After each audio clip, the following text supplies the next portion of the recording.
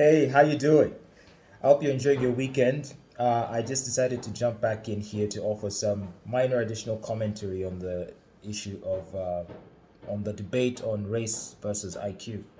I posted a video yesterday in which I was responding to a Facebook post by Liz Abwooli, who was complaining about a video that she shared, in which the commentator was discussing the disparities in average IQs regionally, and Uganda ranked fairly low on that list of countries on the IQ scale. So compared to other countries, we seem to have a lower average IQ, and Liz Aboli took umbrage to that. And the reason why I responded to that video is because I'd always wanted to touch on that issue because it's been a bone of contention among many African or Black intellectuals who take great offense at any discussion about the potential link between race and IQ, that there cannot be any correlation, that such correlations are either, they say, man-made. That's what they'll say.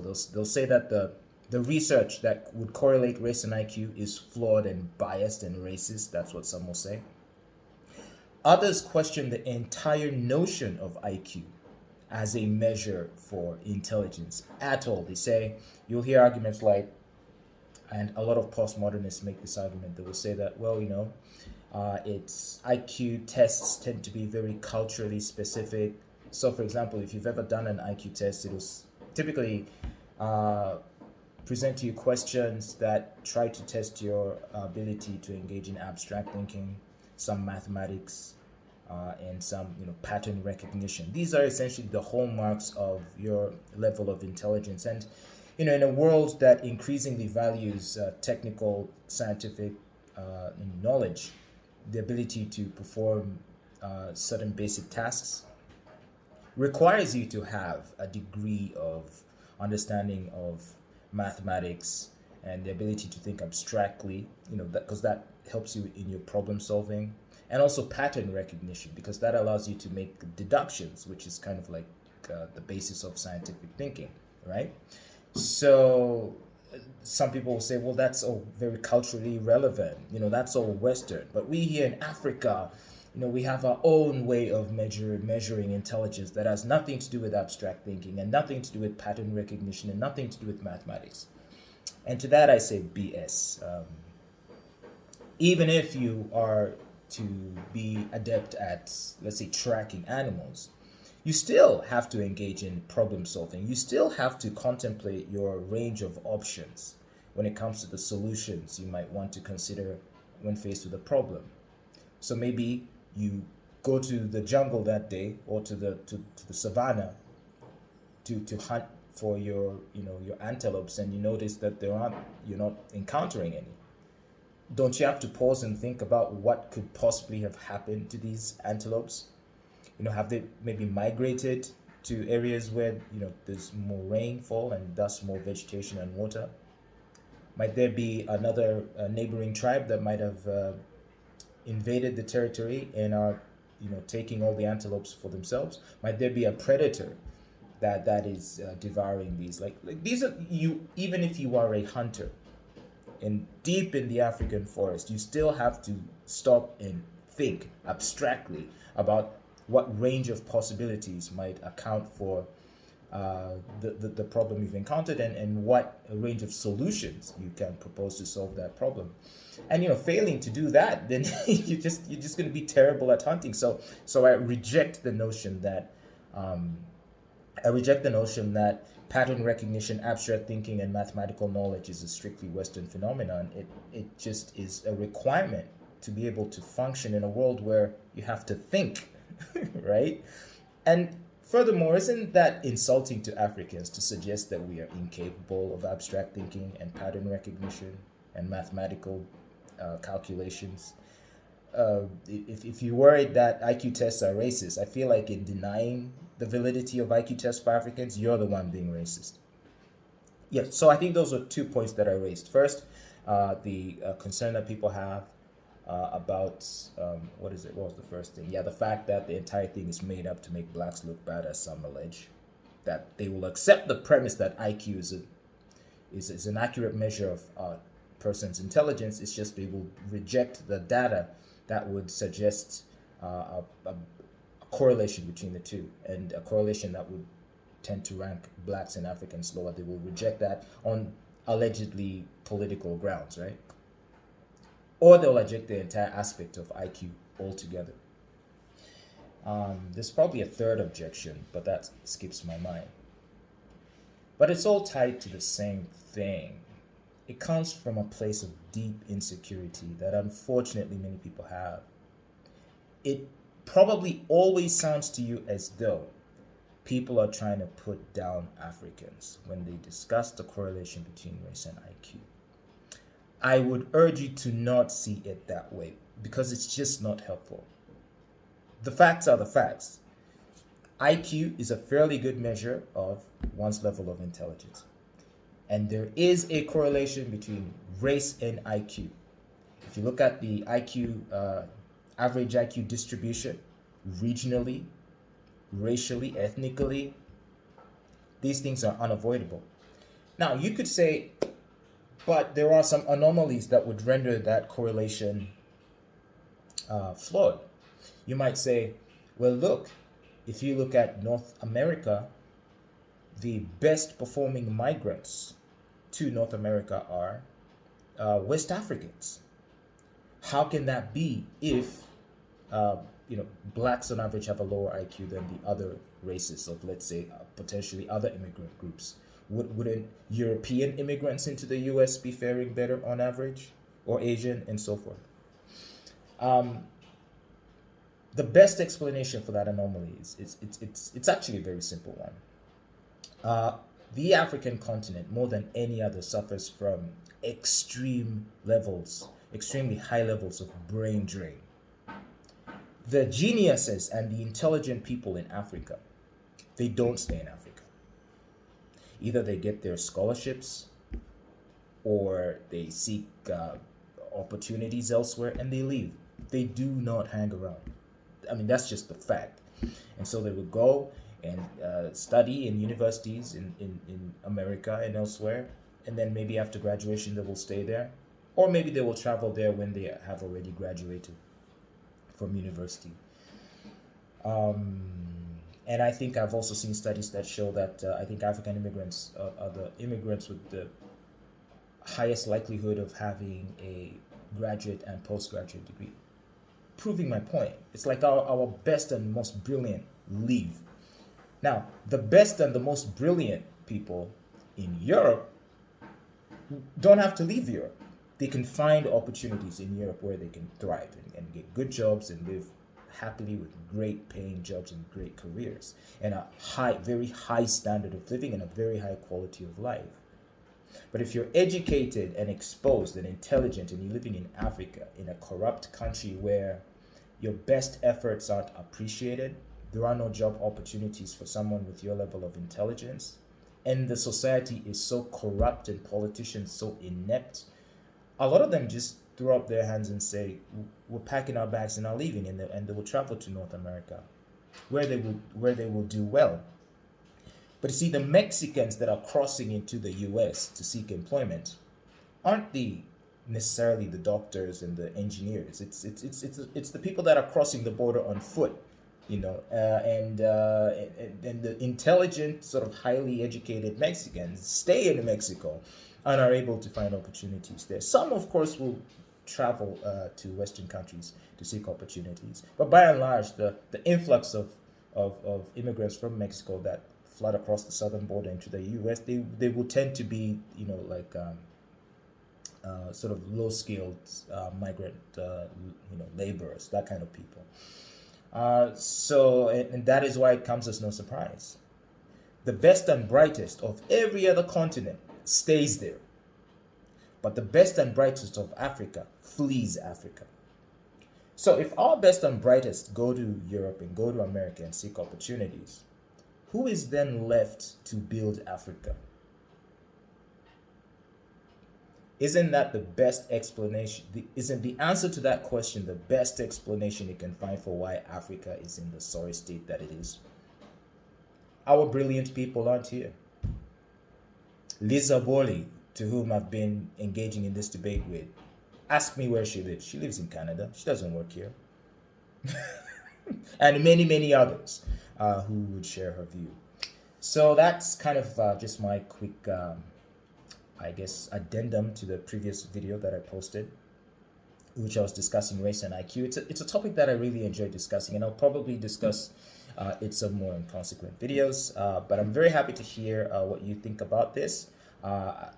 When I looked at the responses to my previous video, I saw that a lot of many of the comments were in disagreement, and because they're just hurt by the implication of the facts, a wrong implication. They have convinced themselves that any discussion of an IQ correlation implies that Africans are intellectually inferior. But really, that's not the case.